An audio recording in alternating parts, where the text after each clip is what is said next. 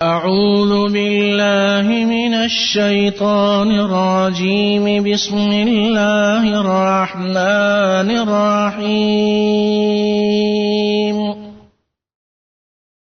يا أيها الذين آمنوا اتقوا الله حق تقاته.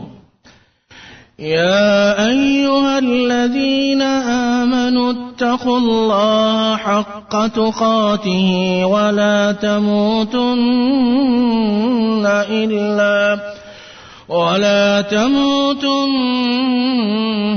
إلا وأنتم مسلمون. واعتصموا بحبل الله جميعا ولا تفرقوا.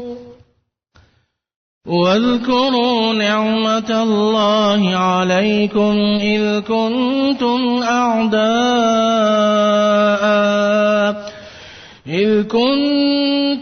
أعداء فألف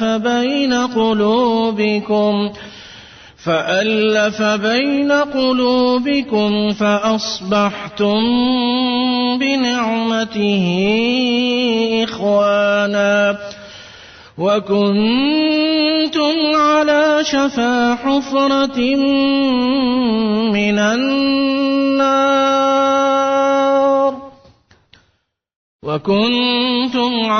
شفا حفرة من النار فأنقذكم منها. كذلك يبين الله لكم آياته لعلكم تهتدون. اللہ سبحانہ و تعالی کے فضل و کرم اور اس کی توفیق و احسان سے یہ آل عمران کی آیت نمبر 102 اور آیت نمبر 103 ہیں. یا ایھا الذین آمنوا اتقوا اللہ حق تقاتہ ولا تموتن الا وانتم مسلمون. یہ سورہ آل عمران کی وہ اہم ترین آیت ہے جو عموماً رسول اللہ صلی اللہ علیہ وسلم اپنے خطبہ مبارکہ میں پڑھا کرتے تھے.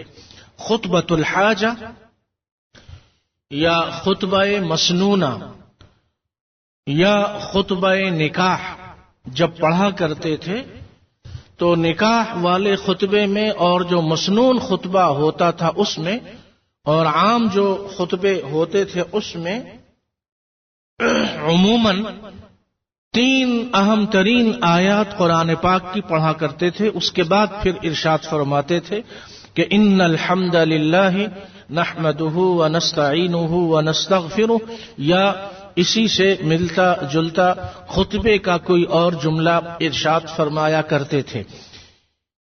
سورہ نساء کی جو پہلی آیت ہے، یا ایھا الناس اتقوا ربکم الذی خلقکم من نفس واحدہ وخلق منها زوجها وبث منهما رجالا كثيرا ونساء واتقوا الله الذي تساءلون به والأرحام ان الله كان عليكم رقيبا. یہ آیت بھی پڑھا کرتے تھے سورۃ النساء آیت نمبر 1، اور یہ آیت بھی پڑھا کرتے تھے سورہ آل عمران آیت نمبر 102، یا ایھا الذین آمنوا اتقوا اللہ حق تقاتہ ولا تموتن الا وانتم مسلمون.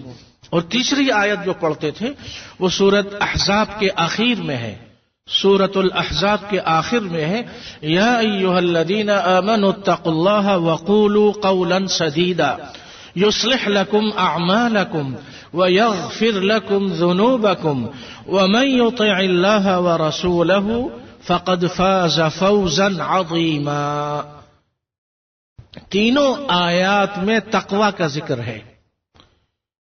اور خطبے کا مطلب یہ ہے کہ خطبہ اس وقت پڑھا جاتا تھا جو اہم ترین وقت ہوا کرتا تھا، جنگ کے موقع پر یا تیز ہوا، طوفان، بارش، سیلاب، حادثات وغیرہ، ناگہانی آفات، بیماری، تکلیف، مشقت، تنگی کے موقع پہ یا بے پناہ خوشی اللہ نے فتح و نصرت سے نوازا، خوشی دی اس موقع پہ، یا نکاح کے موقع پہ، یا جمعے کا جو مسنون خطبہ ہے اس موقع پہ، یا اہم ترین کوئی واقعہ رونما ہوا، صحابہ کو مسجد نبوی میں جمع کیا گیا اور آپ صلی اللہ علیہ وسلم نے خطبہ ارشاد فرمایا۔ چاند یا سورج گرہن ہوا تو دوربین لے کر اس کے نظارے اور تصویریں نہیں لی جاتی تھیں، بلکہ اللہ کی ان نشانیوں سے عبرت حاصل کی جاتی تھی۔ مسلمان اور غیر مسلمان میں ایک بنیادی فرق ہے۔ مسلمان ہر چیز کے پیچھے اللہ کی قدرت کو دیکھتا ہے، کافر ہر چیز کے آگے پیچھے صرف چیزوں کو دیکھتا ہے۔ اسی لیے علامہ نے بہت پہلے کہہ دیا کہ کافر کی یہ پہچان کے آفاق میں گم ہے، کافر کی یہ پہچان کے آفاق میں گم ہے، مومن کی یہ پہچان کے گم اس میں ہے آفاق۔ ایک بنیادی فرق ہے۔ مومن ہر چیز میں اللہ کی قدرت کو دیکھتا ہے، اللہ کی عظمت کو دیکھتا ہے، اللہ کی کبریائی کو دیکھتا ہے، اللہ کی قوت کو دیکھتا ہے، اللہ کی طاقت کو دیکھتا ہے، اللہ کی توحید کو دیکھتا ہے، اللہ کی کارسازی کو دیکھتا ہے، اللہ کی دستگیری کو دیکھتا ہے، اللہ کی مشکل کشائی کو دیکھتا ہے، اللہ کی حاجت روائی کو دیکھتا ہے، اللہ کا قادر مطلق ہونا دیکھتا ہے کہ جو کچھ بھی ہوتا ہے اس کائنات میں وہ اللہ کے حکم سے ہوتا ہے۔ اور کافر اور منافق وہ چیزوں پہ بھروسہ کرتا ہے کہ تیز ہوا چلی تھی تو یوں ہوا، اور فلاں کام ہم کرتے، بند باندھ دیتے تو یوں ہوتا، پھر جب سیلاب آ جاتا ہے اور طوفان آ جاتا ہے، نقصانات اور تباہی مچتی ہے، پھر یہ سب کے سب آفیسز میں، دفتروں میں نقشے کھول کے بیٹھتے ہیں کہ یہ اسٹریٹ وہاں جا رہی ہے، یہ سڑک وہاں جا رہی ہے، اس کو بند کر دیتے تو یوں ہو جاتا، اس ڈیم کے پانی کو روک لیتے تو یوں ہو جاتا۔ نقشوں کو جانچتے ہیں، باہر نکل کے نہیں دیکھتے۔ اسی لیے شاعر نے کہا کہ یہ نقشوں کو دیکھ کر وہ اندازہ لگاتے ہیں۔ اچھا، مومن کی یہ پہچان ہے کہ جب بھی وہ نگاہ ڈالتا ہے آسمان کی بلندی پہ، آسمان کی وسعت پہ، بارش کے نہ ہونے پہ اللہ سے خیر مانگتا ہے، بارش کے ہونے پہ اللہ سے خیر مانگتا ہے، ہر معاملے میں اللہ کی طرف رجوع ہوتا ہے۔ ہاں تو وہ شاعر نے کیا کہا کہ نقشوں کو تم نہ جانچو، لوگوں سے مل کے دیکھو، نقشوں کو تم نہ جانچو، لوگوں سے مل کے دیکھو کیا چیز جی رہی ہے، کیا چیز مر رہی ہے۔ حقیقت جو ہے وہ باہر ہے، دنیا میں، بند آفیسز میں، کمروں میں نہیں ہے۔ قرآن جس چیز کی دعوت دیتا ہے وہ یہ ہے کہ غور و فکر اور تقوی۔ تقوی کہتے ہیں غور و فکر کو، تقوی کہتے ہیں اللہ کی اطاعت کاملہ کو، تقوی کہتے ہیں پرہیزگاری کو۔ پرہیزگاری سے گاری کا فارسی کا لفظ ہٹا دیجئے، پرہیز کا معنی ہے پرہیز کرنا۔ ڈاکٹر دوا دیتے ہیں تو کہتے ہیں کہ ٹھنڈی چیز سے پرہیز کرنا، کڑوی چیز سے پرہیز کرنا، ایسی سے دور رہنا، فلاں کرنا، فلاں کرنا۔ تو وہ یہ کہتے ہیں، حکیم، دانشور، سمجھدار لوگ یہ کہتے ہیں الوقایۃ خیر من العلاج، جو پرہیز ہے یہ علاج سے زیادہ بہتر ہے۔ کبھی کبھی ایسا ہوتا ہے کہ بیماری میں اگر آدمی پرہیز کرے، دوائی نہ بھی لے، تب بھی حالت اچھی ہو جاتی ہے، اور اگر پرہیز نہ کرے اور دوا لیتا رہے تو دوا کا وہ فائدہ نہیں ہوتا جس فائدے کے لیے دوا کو بنایا جاتا ہے۔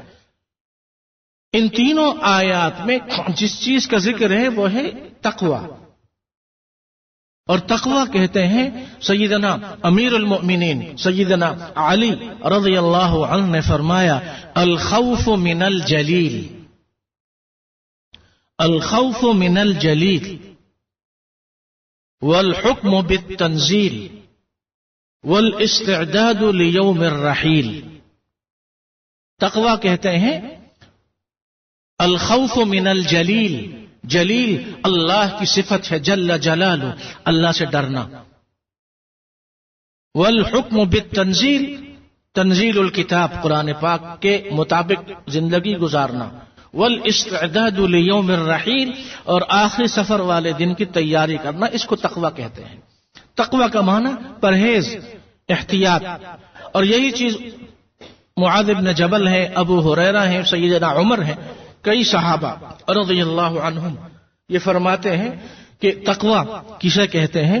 فرمایا کہ تم کسی تنگ راستے پہ چلو اور راستہ اتنا تنگ ہو، گھاٹی ہو، تنگ راستہ ہو کہ ایک آدمی کے لیے بھی اس راستے پہ چلنا مشکل ہو، دونوں طرف تیز کانٹوں والی جھاڑیاں ہوں، تو تم کس طرح اس راستے پہ چلو گے؟ تو فرمایا کہ اپنے دامن کو، کپڑوں کو سمیٹ سمیٹ کے احتیاط سے پھونک کر قدم اٹھا کر بڑی احتیاط سے آہستہ آہستہ ایک قدم، پھر دوسرا قدم، پھر تیسرا قدم، پھر چوتھا قدم، احتیاط سے، پرہیز سے، دائیں دیکھنا، بائیں دیکھنا، اوپر دیکھنا، نیچے دیکھنا، پیچھے دیکھنا، آگے دیکھنا، احتیاط برتنا، نگاہ کو حاضر رکھنا، دماغ کو حاضر رکھنا، اونچ نیچ نہ کرنا، پیر نہ پھسلنے پائے اور راستہ نہ بھولنے پائے. فرمایا اسی کا نام تقوی ہے کہ دنیا کی زندگی میں صغیرہ گناہوں سے اپنے آپ کو دور رکھو، کبیرہ گناہوں سے اپنے آپ کو دور رکھو.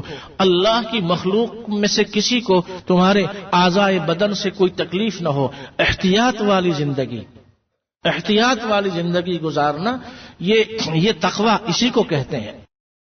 تمام عمر اسی احتیاط میں گزری کہ آشیانہ کسی شاخ گل پہ بوجھ نہ ہو، کہ آشیانہ کسی شاخ گل پہ بوجھ نہ ہو. تمام عمر اسی احتیاط میں گزری.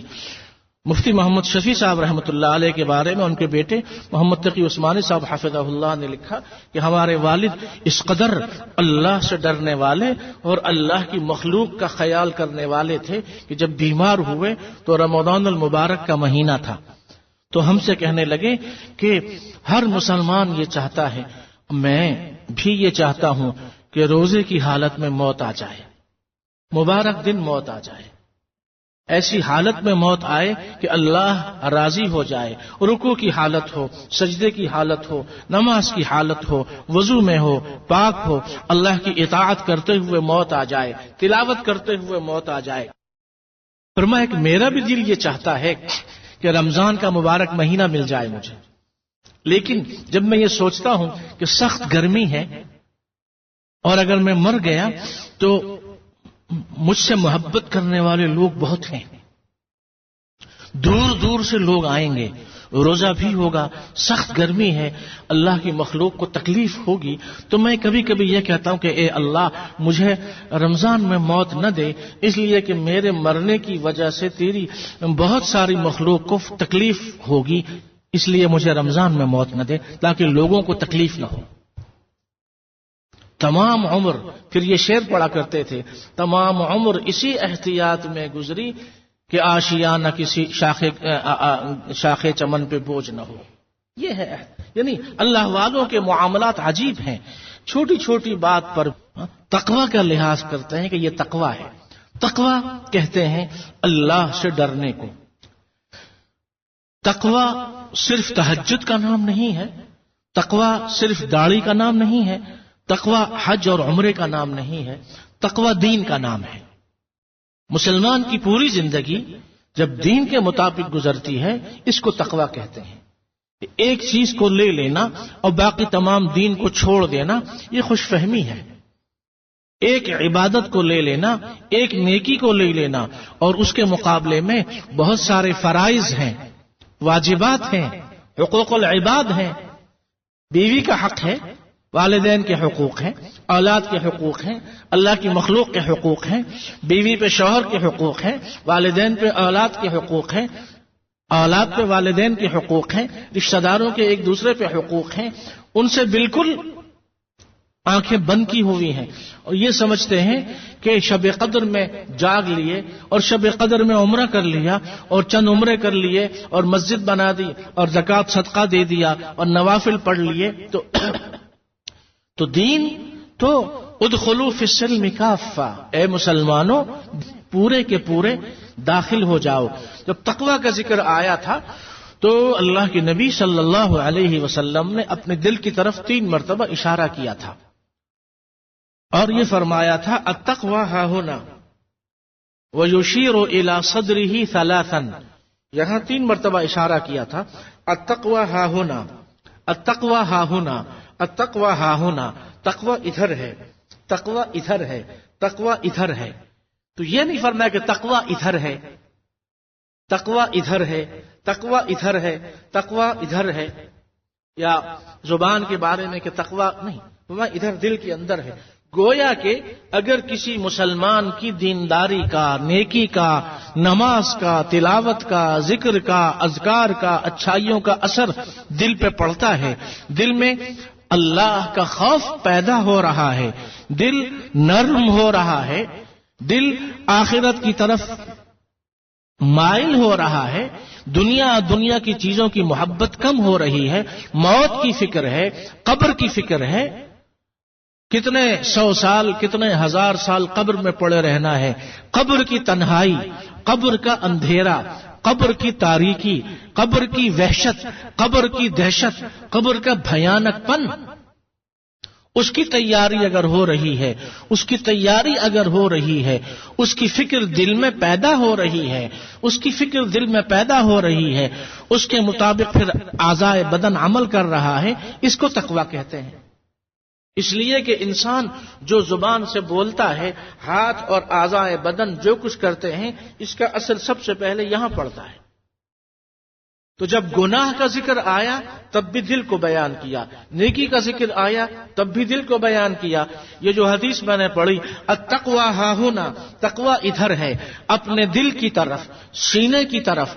آپ علیہ الصلاۃ والسلام نے 3 مرتبہ اشارہ کیا کہ تقوی ادھر ہے، تقوی ادھر ہے، تقوی ادھر ہے. تو بتایا کہ دل میں تقوی پیدا ہوتا ہے، دل و دماغ یہ انسان کو نیکی کی طرف لے جاتے ہیں، برائیوں سے روکتے ہیں. آنے والا مہینہ رمضان کا مہینہ ہے، صوم اور روزہ کہتے ہیں اپنے آپ کو قابو میں رکھنا، اپنے آپ کو قابو میں رکھنا، اس کو کہتے ہیں روزہ. روزے کا مطلب ہے آنکھوں کو، نگاہوں کو قابو میں رکھنا. اب روزے کی حالت میں چینل اور تصویریں اور فلمیں اور ڈرامے اور گانا بجانا دیکھا جا رہا ہے، آنکھوں کا زنا ہو رہا ہے. روزے کی حالت ہے، آنکھوں کا زنا ہو رہا ہے، روزہ خراب ہو رہا ہے. روزے کی حالت میں کان سے غیر محرم آوازیں، گانا بجانا سنا جا رہا ہے، روزہ خراب ہو رہا ہے. روزے کی حالت میں زبان سے غیبت کی جا رہی ہے، زبان سے جھوٹ بولا جا رہا ہے، زبان سے گالی دی جا رہی ہے، زبان سے گندی باتیں کی جا رہی ہیں، زبان سے دوسروں کے بارے میں بدگمانی والی باتیں پھیلائے جا رہی ہیں، تو روزہ خراب ہو رہا ہے.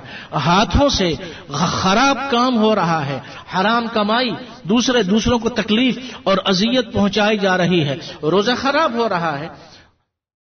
من لم يدع قول الزور والعمل به فليس لله حاجة ان يدع طعامه وشرابه. صحیح مسلم کی حدیث ہے، جو روزے میں جھوٹ بولنا، جھوٹی گواہی دینا، گناہ کرنا نہ چھوڑے تو اللہ تعالی کو بھوکا پیاسا رہنے کی، یعنی بھوک ہڑتال کی کوئی ضرورت نہیں ہے. روزے کی حالت میں سارے گناہ جاری ہیں. تو روزہ صبح سے شام تک، مغرب اور سحری اور افطاری تو ہوئی. روزہ کیا روزہ تھا؟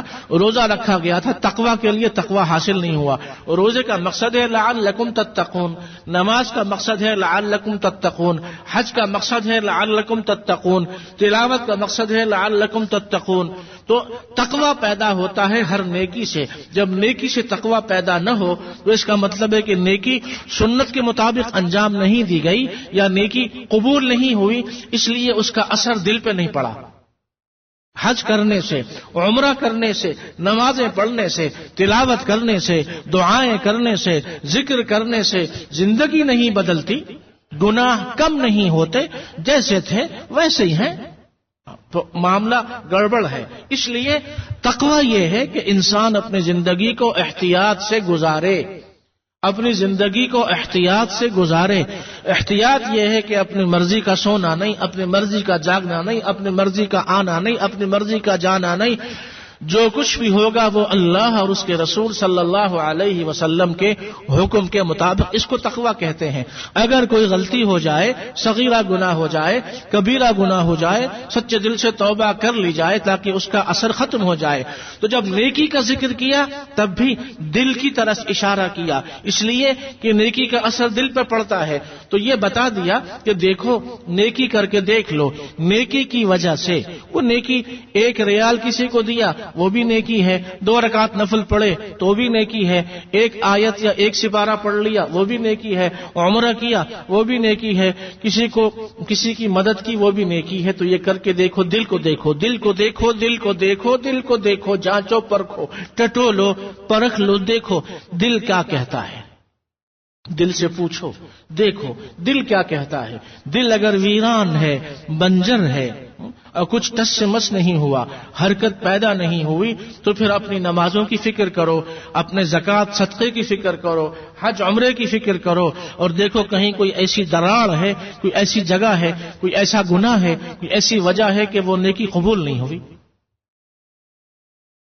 یہ تو نیکی کا معاملہ تھا۔ جب گناہ کا معاملہ آیا فرمایا کہ ابن آدم اذا عمل خطیئۃ سیئۃ نکتت فی قلبہ نقطۃ سوداء، ابن آدم جب گناہ کرتا ہے اس کے دل پہ اس گناہ کی وجہ سے ایک سیاہ نقطہ بن جاتا ہے، دل پہ سیاہ نقطہ بن گیا۔ اذا تاب، اب اس نے توبہ کر لی، گناہ ہوا تو معلوم گناہ ہے، توبہ کر لی سچے دل سے، محی، وہ نقطہ مٹا دیا جاتا ہے۔ اور اگر گناہ کیا اور توبہ نہیں کی، وہ نقطہ تو ہے، دوسرا گناہ کیا 2 نقطے بن گئے، تیسرا گناہ کیا 3 نقطے بن گئے، بہت زیادہ گناہ ہوئے تو دل سارا نقطوں سے بھر گیا۔ جب دل بھر گیا تو فرمایا کہ پھر دل کو ایک بیماری لگ جاتی ہے جس کو ران کی بیماری کہتے ہیں۔ سورہ مطففین میں ہے کلا بل ران علی قلوبہم ما کانوا یکسبون، جو کچھ یہ کرتے تھے اس کی وجہ سے ان کے دلوں کو زنگ لگ گیا ہے، ران کی بیماری۔ جب وہ لگ جائے تو پھر یہ آدمی نہ نیکی کی بات سننا گوارا کرتا ہے، نہ نیکی کی طرف دیکھنا گوارا کرتا ہے، نہ نیکی کی طرف جانا گوارا کرتا ہے، نہ نیکی کو ہاتھ سے کرنا گوارا کرتا ہے۔ پھر مہر لگ جاتی ہے، مہر لگ جاتی ہے، اور اس مہر کے لگنے کے بعد ہدایت سے یہ آدمی محروم ہو جاتا ہے۔ یا ایھا الذین آمنوا اتقوا اللہ حق تقاتہ ولا تموتن الا وانتم مسلمون، یہ 3 آیتیں، ان میں سے یہ ایک آیت ہے جو پڑھی جاتی ہے ہمیشہ۔ یہ یاد دہانی ہوتی ہے، تذکیر کہ بھائی اللہ سے ڈرو، تقوی کو اختیار کرو، اللہ سے ڈرو۔ اور یہ تقوی وہ ہے اللہ نے اپنے نبی تک سے کہا یا ایھا النبی اتق اللہ، اے نبی صلی اللہ علیہ وسلم اللہ سے ڈرو، اتق اللہ، اللہ سے ڈرو۔ اور جب یہ جملہ کہا جاتا ہے اتق اللہ، مومن جہاں وہیں رک جاتا ہے، کھڑا ہو جاتا ہے، پھر اس لیے کہ اللہ کا نام آ گیا، اتق اللہ، اللہ سے ڈرو۔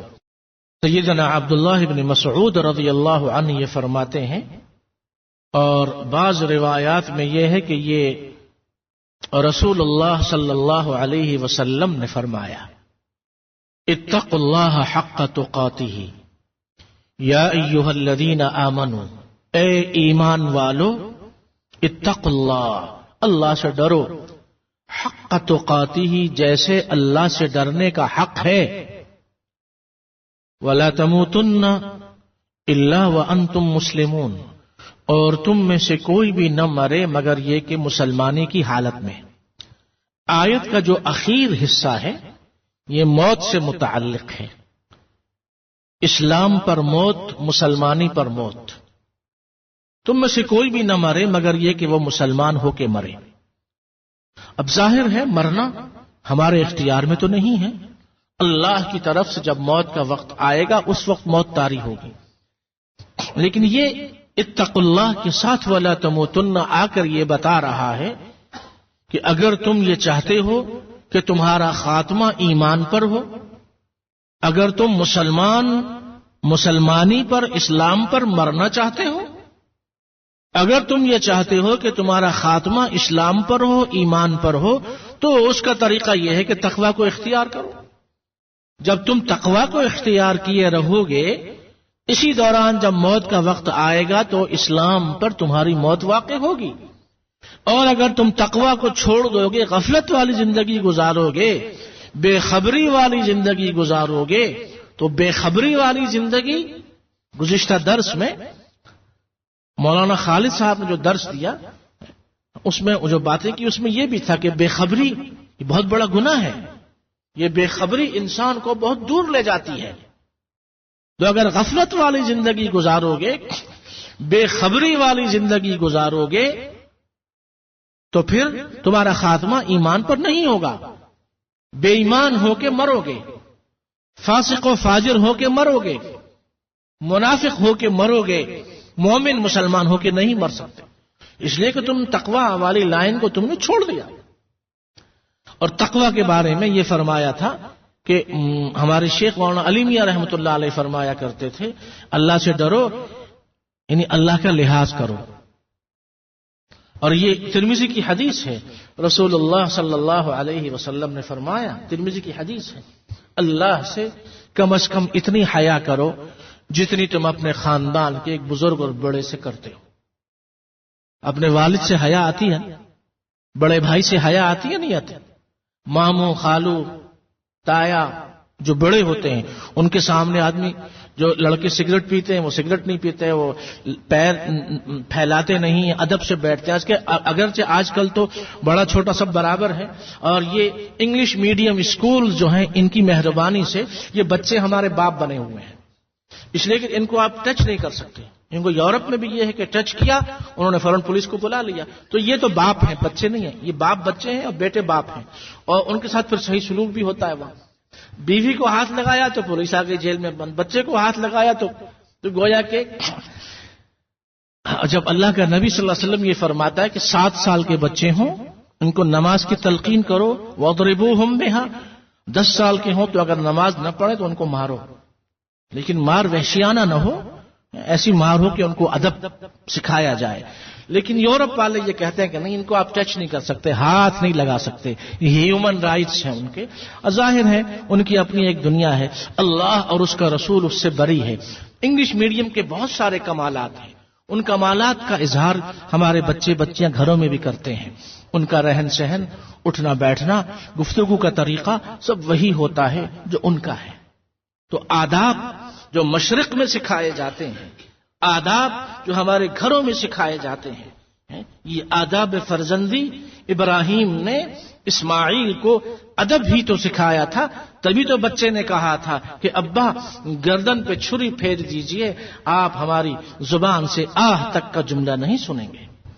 یا ابتی، اے ابا، افعل ما تؤمر، جو حکم ملا ہے کر گزریے، ستجدنی انشاء اللہ من الصابرین، انشاءاللہ مجھے صابر بچہ بیٹا پائیں گے۔ یہاں تو ہاتھ نہیں لگا سکتے، وہاں چھری پھیری جا رہی ہے، اور وہ یہ کہتا ہے، اس لیے کہتا ہے کہ وہ تربیت تھی، تربیت انگلش میڈیم کی نہیں تھی کہ رشتہ آیا، بیٹی یہ کہتی ہے کہ ہم داڑھی والے سے شادی نہیں کریں گے، ہمیں تو وہ مرد، وہ شوہر چاہیے داڑھی نہ ہو، گانا بجانا کنجر قسم کا آدمی ہو، ڈوم ہو، میراثی ہو، فاسق و فاجر ہو، بدماش ہو، داڑھی والے ملا سے ہم شادی نہیں کریں گے۔ رسول صلی اللہ علیہ وسلم کے زمانے کے واقعات وہ سنائیے، کوئی فرق نہیں پڑتا، اس لیے کہ اس بچی کا قصور نہیں ہے۔ اس ماحول میں جب بھیجا بچی کو، بچی باغی ہو گئی، بیٹی باغی ہو گئی، بیٹا باغی ہو گیا، وہ ماحول تھا کہ سکھائے کس نے اسماعیل کو آداب فرزندی۔ ہاں ہاں ہاں، یہ فیضان نظر تھا یا کہ مکتب کی کرامت تھی؟ یہ فیضان نظر تھا یا کہ مکتب کی کرامت تھی؟ سکھائے کس نے اسماعیل کو آداب فرزندی؟ اسماعیل کو بیٹا ہونے والا ادب کس نے سکھایا؟ اللہ کے خلیل اور اس کے باپ ابراہیم نے سکھایا، بچپن سے ادب سکھایا۔ جب حرم بن رہا تھا بیٹے کو کہا کہ تم مزدور بنو، میں مستری بنتا ہوں، یہ تربیت تھی نا۔ تب تو وہ ذبیح اللہ بنا، اور وہ خلیل اللہ بنا. جب تربیت ایسی ہوتی ہے پھر بیٹی اور بیٹا قرۃ عین بنتے ہیں، دنیا و آخرت کا ذخیرہ بنتے ہیں، وبال نہیں بنتے، باغی نہیں بنتے، فاسق و فاجر نہیں بنتے، ماں باپ کے جہنم میں جانے کا سبب نہیں بنتے، ماں باپ کے جنت میں جانے کا سبب بنتے ہیں. بیٹی باغی ہے، بیٹا باغی ہے، اس لیے کہ تربیت باہر سے آئی. بیٹی اطاعت کر رہی ہے، مصلی پہ کھڑی ہے، ماں نے جو کچھ کہا بیٹی نے مان لیا، باپ نے جو کچھ کہا بیٹی نے مان لیا. یہ تربیت کا اثر ہے. تو گھروں میں جو تربیت ہوتی ہے ظاہر ہے تقویٰ کا اثر اس پہ ہوتا ہے، گہرا اثر ہوتا ہے. اولاد ماں باپ کو دیکھتی ہے تہجد پڑھنے والے، اللہ سے مانگنے والے، تلاوت کرنے والے، ذکر کرنے والے اور اللہ کے سامنے سر جو بسجود ہونے والے. تو اولاد ماں باپ سے سیکھتے ہیں. باپ جھوٹ بولے، گالی دے، سگریٹ پیے، بکواس کرے اور ماں بھی ایسی ہو تو اولاد سے کیا گلا. اس لیے تقویٰ یہ ہے کہ انسان اللہ سے ڈرے. تو فرمایا کہ اللہ سے کم از کم اتنی حیا کرو جتنی تم اپنے خاندان کے بزرگ سے کرتے ہو، تب بھی کام چل جائے گا. ہم تو اللہ سے اتنی حیا بھی نہیں اس زمانے میں لوگوں کو. جب حیا ختم ہو جائے تو پھر ایمان کہاں باقی رہا. لا ایمان لمن لا حیات، جس کے اندر حیا نہ ہو ایمان نہیں. ایمان اور حیا لازم ملزوم ہیں، ایمان اور حیا لازم ملزوم ہے. یا ایھا الذین آمنوا اتقوا، اللہ کے رسول صلی اللہ علیہ وسلم نے یہ آیت پڑھی اتقوا اللہ حق تقاتہ. فرمایا ان یطاع فلا یعصى ویشکر فلا یکفر ویذکر فلا ینسى. ان یطاع فلا یعصى، اللہ کی اطاعت کی جائے، اس کی نافرمانی نہ کی جائے. یشکر فلا یکفر، اس کی شکر گزاری کی جائے، ناشکری نہ کی جائے. یذکر فلا ینسى، ہر لمحہ اللہ کو یاد کیا جائے، یاد رکھا جائے، اللہ کو بھلایا نہ جائے. اور یہ وہ آیت کریمہ ہے. ارشاد فرمایا کہ امام ابن کثیر رحمت اللہ علیہ نے لکھا وَلَا تَمُوتُنَّ إِلَّا وَأَنْتُمْ مُسْلِمُونَ، تم اسلام کی حالت مسلمانی پہ مرو. فرمایا حافظوا علی الاسلام فی حال صحتکم وسلامتکم لتموتوا علیہ فإن الكریم قد اجری عادته بکرمہ انہ من عاش علی شیء مات علیہ ومن مات علی شیء بعث علیہ. اللہ کا یہ قانون ہے، اللہ کا یہ کان کھول کے سن لو یہ جملہ، یہ کان کھول کے سن لو یہ جملہ اور لکھو، اپنے قلم سے لکھو اور دل پہ لکھو اور اپنے گھروں میں اور اپنے دوستوں اور ملنے جلنے والوں تک پہنچا دو. یہ بنیادی جملہ امام ابن کثیر نے اس آیت کی تفسیر میں فرمایا یاد رکھو، یاد رکھو اللہ کا ایک قانون ہے، ایک قاعدہ ہے، ایک اصول ہے. وہ قانون چلتا ہے اس کائنات میں. سنو، غور سے سنو. وہ قانون کیا ہے؟ وہ یہ ہے من عاش علی شیء مات علیہ، جو جیسی زندگی گزارتا ہے اس کی موت اسی طرح ہوتی ہے. آنکھ کھلی اللہ کے نام پر، آنکھ بند ہوئی اللہ کے نام پر. گھر میں تلاوت ہو رہی ہے، سبحان اللہ، الحمدللہ، اللہ کا ذکر بلند آواز سے ہو رہا ہے. گھر کا ماحول ذکر کرنے والا، تلاوت کرنے والا، نوافل پڑھنے والا، اللہ کی عبادت کرنے والا ماحول ہے. اس حال میں جو موت آئے گی وہ موت ایسی ہوگی من عاش علی شیء مات علیہ، اسی حالت میں موت آئے گی. یعنی موت تلاوت والی موت ہوگی، ذکر والی موت ہوگی، قرآن والی موت ہوگی، نوافل والی موت ہوگی. اور اگر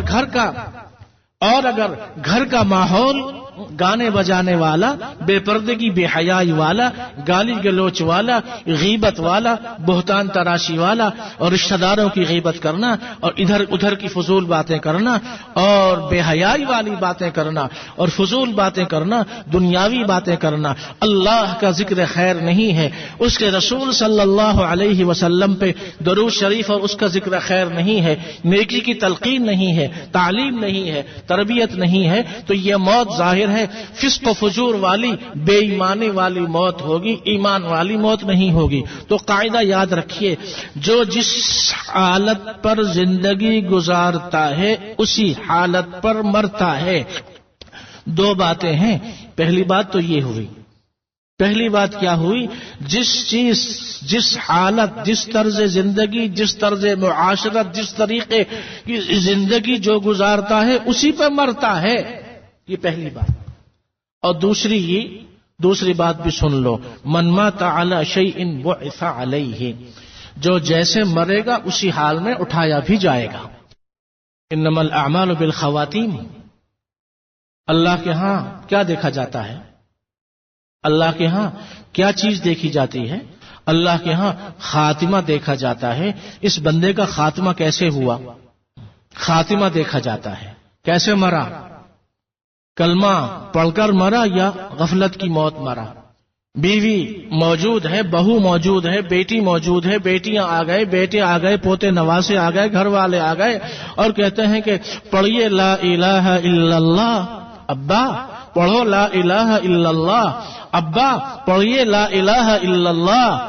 بیوی شوہر سے کہتی ہے بلند آواز سے کہ پڑھیے لا الہ الا اللہ، بیٹی کہتی ہے، سب کہتے ہیں، لیکن ابا چونکہ زندگی بھر لا الہ الا اللہ سے دور رہے، وہ تو کسی اور کے نام کی دہائیاں دیتے تھے، کسی اور کی پارٹی کے ورکر تھے، انہی کے لیے جینا مرنا تھا۔ اللہ کا نام کہاں، رسول کا نام کہاں، دین کہاں، تلاوت کہاں، نماز کہاں، روزہ کہاں، صدقہ کہاں، تبلیغ کہاں، دعوت کہاں، نیکی کہاں، کچھ بھی نہیں۔ اب سب کہہ رہے ہیں لا الہ الا اللہ، پڑھیے لا الہ الا اللہ، اور دیکھ رہے ہیں، ہلا رہے ہیں۔ اب یہ کوشش کرتا ہے، زبان نہیں چلتی، زبان نہیں چلتی، زبان کو اللہ نے روک لیا، اس لیے کہ جب ساری زندگی ہم تمہیں سب کچھ دیتے رہے، تم نے ہمارا نام نہیں لیا، اب ہمارا نام کیوں لیتے ہو؟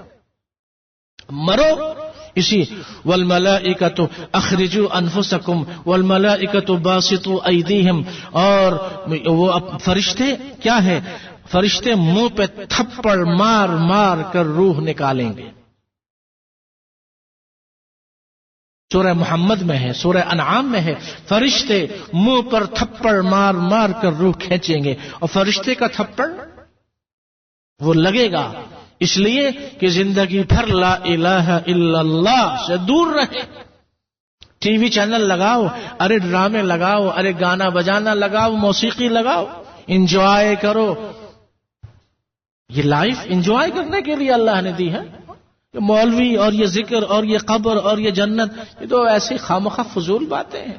ہاں، یہ اس وقت پتہ چلے گا جب روح جسم سے نکالی جائے گی، تھپڑ مار مار کر پٹائی ہوگی، اس وقت پتہ چلے گا کہ ہاں کاش کہ میں نے لا الہ الا اللہ والوں کی بات مانی ہوتی۔ تو دو باتیں یاد رکھیے، جیسے زندگی گزارو گے اسی پہ خاتمہ ہوگا، اور جیسے مرو گے ویسے ہی اٹھائے جاؤ گے۔ اسی لیے تو کہا کہ شہید اس حال میں اٹھے گا جس حال میں مرا تھا، خون سے، دمہ دم لون وریحہ ریح مسکن، خون کی رنگت تو سرخ ہوگی، لیکن خون سے جیسے دنیا میں خوشبو آتی ہے نا، خون کی خوشبو الگ ہوتی ہے، وہ خوشبو نہیں ہوگی، اس کے خون کی خوشبو سے مسک اور عنبر کی خوشبو آئے گی۔ ریحہ مسکن، کس نے خوشبو لگائی؟ کس نے خوشبو لگائی؟ کون آیا؟ نظر نہیں آیا کوئی، آنن فانن خوشبو آئی۔ خوشبو اس لیے کہ خوشبوؤں کا سفر ہے، جو ایمانی سفر ہے، تقوی کا سفر ہے۔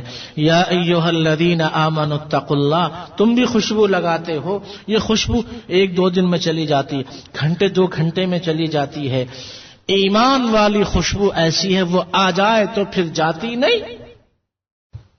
صبغۃ اللہ، ومن احسن من اللہ صبغہ، اللہ کا رنگ لے لو، پکڑ لو اللہ کا رنگ، اللہ کے رنگ سے اچھا کس کا رنگ ہے؟ या अय्युहल्लज़ीना आमनु तक़ुल्लाह, अल्लाह से डरो, अल्लाह से डरो, अल्लाह का लिहाज रखो। इतना है, अल्लाह का लिहाज रखो। अल्लाह देख रहा है, अल्लाह देख रहा है, ये लिहाज रखो अल्लाह का। और ये फरमाया, तो देखिए दो बातें हैं, जिस हाल में जिस ठप की जिंदगी गुजरेगी उसी पर मौत आएगी, और जिस हाल पे मरोगे उसी हाल में उठाए जाओगे। जो जो जो एहराम की हालत में मरता है, एहराम में दफन करते हैं, वो जब कब्र से उठेगा लब्बैक अल्लाहुम्मा लब्बैक पढ़ता हुआ उठेगा। तो जो कलमा पढ़ते हुए मरता है, वो सहाबी का वाक़या तिरमिज़ी में है, या रसूल अल्लाह, वो हाजिरी दी, कहा या रसूल अल्लाह, हमने खैमा लगाया, हमने खैमा लगाया, जमीन खोदी, खैमा लगाया, जमीन खोदी, तो एक कब्र थी, और खोदा, एक बंदा नजर आया, वो खड़े हुए अपने कब्र में नमाज पढ़ रहा है। या रसूल अल्लाह, तिरमिज़ी की हदीस, फरमाया या रसूल अल्लाह, हमने देखा वो तबारकल्लज़ी बियदिहिल मुल्क व हुवा अला कुल्ली शैइन क़दीर पढ़ रहा है। फरमाया हाँ, ये सूरत है ही उनके लिए, कब्र में साथ आने वाली, कब्र में साथ देने वाली। वो हदीस कुदसी क्या है, अल्लाह क्या फरमाता है, अना जलीसुन मन ज़करनी, अल्लाहु अकबर कबीरा वल्हम्दुलिल्लाहि कसीरा व सुब्हानल्लाहि बुकरतन व असीला। अल्लाह फरमाता है मैं उसका हमनशी बन जाता हूं। अल्लाह फरमाता है मैं उसका हमनशी बन जाता हूं। गौर करो इस जुमले पे, अल्लाह तुम्हारे साथ बैठता है, 24 घंटे तुम्हारे साथ रहेगा। चाहिए अल्लाह, चाहिए अल्लाह, चाहिए नहीं चाहिए? अल्लाह फरमाता है जलीसुन, मैं उसके साथ बैठा रहता हूं, उसके साथ। कौन? मन, जो ज़करनी, मुझे याद करें, फज़कुरूनी अज़कुरकुम, नक़्द सौदा है, एक हाथ दो दूसरे हाथ लो। अना जलीसुन मन ज़करनी, अल्लाह फरमाया कि रसूलुल्लाह सल्लल्लाहु अलैहि वसल्लम ने ये आयत पढ़ी, या अय्युहल्लज़ीना आमनु तक़ुल्लाह हक़्क़ तुक़ातिही वला तमूतुन्ना इल्ला व अंतुम मुस्लिमून। ये हदीस तिरमिज़ी में है। अल्लाह के रसूल सल्लल्लाहु अलैहि वसल्लम ने ये आयत पढ़ी, ये आयत जो आज हम दर्स में पढ़ रहे हैं, ए ईमान वालो अल्लाह से डरो जैसे उससे डरने का हक है, हक़्क़ तुक़ातिही वला तमूतुन्ना इल्ला व अंतुम मुस्लिमून, इस हाल में मरो कि तुम मुसलमान हो। ये आयत पढ़ी आप सल्लल्लाहु अलैहि वसल्लम ने, फिर क्या फरमाया, ये आयत पढ़ी और इरशाद फरमाया, बात अजीब है, ये आयत पढ़ी और फौरन फरमाया लौ अन्ना क़तरतन मिनज़्ज़क़ूम क़ुतिरत लअमरत अला अहलिल अर्दि ईशतहुम फ़कैफ़ बिमन लैस लहू तआमुन इल्ला ज़क़ूम। कुरान में है कि जहन्नम में जाने वालों को एक झाड़ी दी जाएगी खाने को कांटों वाली, और उस कांटों वाली झाड़ी से निकलने वाला एक कतरा, कतरा, लौ अन्ना क़तरतम मिनज़्ज़क़ूम, जमीन पर अगर एक कतरा ज़क़ूम का गिरा दिया जाए तो जमीन वालों के खाने पीने की सारी चीजें खराब हो जाएंगी। इस जमीन पर कोई चीज खाने पीने की नहीं रहेगी, सब जहर आलूद हो जाएगी, जहर बन जाएगा, समूम। एक कतरा, कतरा कतरा, एक कतरा, सुनो गौर से सुनो, गौर से सुनो, فرمایا کہ ایک قطرہ اگر زمین پر گرا دیا جائے تو ساری زمین خراب ہو جائے، ان کی کیا بنے گی جن کو کھانے پینے کو ملے گا ہی زقوم۔ ایک قطرہ زمین ساری خراب کر دے اور جس کو کھانے پینے کو زقوم ہی دیا جائے گا، اس کا کیا ہوگا؟ کیوں فرمایا؟ یہ آیت پڑھی تو فرمایا، اس لیے فرمایا سمجھانے کے لیے کہ لوگوں سنو، اللہ تم سے یہ فرما رہا ہے کہ اے ایمان والو متقی بن جاؤ، اگر متقی نہیں بنو گے تو زقوم تمہیں کھانے کو ملے گا۔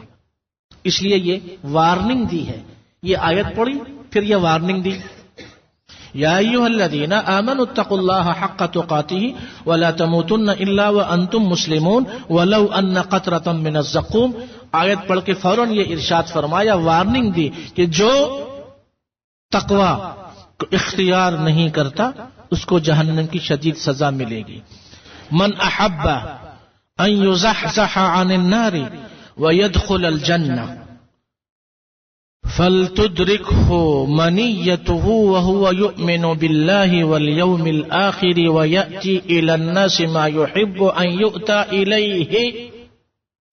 مسند احمد بن حنبل میں یہ حدیث ہے، فرمایا کہ جو شخص جہنم کی سخت عذاب سے بچنا چاہتا ہے اور جنت میں داخل ہونا چاہتا ہے، اور وہ یہ چاہتا ہے کہ اس کو موت اس حال میں آئے کہ وہ ایمان والا ہو، ایمان پر موت آئے، فَلْتُدْرِكْهُ مَنِيَّتُهُ، اس کو موت اس حال میں آئے کہ وہ مومن ہے تو وہ کیا کرے؟ یأتی الی الناس ما یحب ان یؤتی الیہ، لوگوں کے ساتھ وہی سلوک کرے جو سلوک وہ یہ چاہتا ہے کہ اس کے ساتھ کیا جائے۔ مسلمان کی تعریف کیا کی تھی؟ مسلمان کون ہے؟ جس کی زبان اور ہاتھ سے دوسرے لوگ محفوظ رہیں۔ اور مومن کی تعریف کیا کی تھی؟ مومن کی تعریف یہ کی تھی کہ وہ اپنے دوسرے مسلمان بھائی کے لیے وہی چیز پسند کرے جو اپنے لیے پسند کرتا ہے۔ لا يؤمن احدكم حتى يحب لاخيه ما يحب لنفسه، وہ حدیث یہاں پر بھی ہے۔ ایمان پر موت چاہتے ہو تو لوگوں کے پاس ایسے جاؤ، لوگوں کے ساتھ وہی سلوک کرو جو تم یہ چاہتے ہو کہ تمہارے ساتھ کیا جائے۔ ہر آدمی چاہتا ہے کہ میرے ساتھ اچھا سلوک کیا جائے، تو فرمایا کہ دوسروں کے ساتھ بھی وہی سلوک کرو۔ وَلَا تَمُوتُنَّ إِلَّا وَأَنْتُمْ مُسْلِمُونَ کی شرح میں فرمایا اللہ کے بارے میں اچھا گمان رکھو۔ ظاہر ہے اچھا گمان وہی رکھے گا جس نے اچھائی کی ہوگی۔ سیدنا جابر رضی اللہ عنہ فرماتے ہیں، صحیح مسلم میں ہے کہ میں آپ صلی اللہ علیہ وسلم کی خدمت میں انتقال سے 3 دن پہلے حاضر ہوا۔ میں نے آخری جملہ جو سنا زبان مبارک سے وہ یہ تھا، لا يموتن احدكم الا وهو يحسن الظن بالله عز وجل۔ صحیح مسلم میں یہ حدیث ہے، تم میں سے کوئی بھی نہ مرے مگر یہ کہ اللہ کے بارے میں اس کا گمان اچھا ہو۔ مومن اللہ کے بارے میں اچھا گمان رکھتا ہے کہ مجھے امید ہے، یقین ہے کہ اللہ تعالی کرم کا معاملہ فرمائے گا، رحم کا معاملہ فرمائے گا، لطف و کرم کا معاملہ فرمائے گا، اس لیے کہ وہ اللہ سے ڈرتا ہے، گناہوں کے بارے میں سچے دل سے توبہ کرتا ہے، اللہ کی مخلوق کے ساتھ حسن سلوک کرتا ہے، غریبوں، یتیموں، بیواؤں کی مدد کرتا ہے اور خیر والے امور کو انجام دیتا ہے۔ یا ایھا الذین آمنوا اتقوا اللہ حق تقاتہ ولا تموتن الا وانتم مسلمون۔ اللہ تعالی اس آیت کریمہ میں یہ فیصلہ کن اصول اور قاعدہ بتا رہا ہے کہ تقوی والی زندگی کو اختیار کرو تو اسلام اور ایمان پر موت آئے گی۔ اللہ سبحانہ و تعالی ہم سب کو اور تمام اہل ایمان کو تقوی کو اختیار کرنے کی توفیق عطا فرمائے، توفیق عطا فرمائے، توفیق عطا فرمائے، توفیق عطا فرمائے، توفیق عطا فرمائے، توفیق عطا فرمائے۔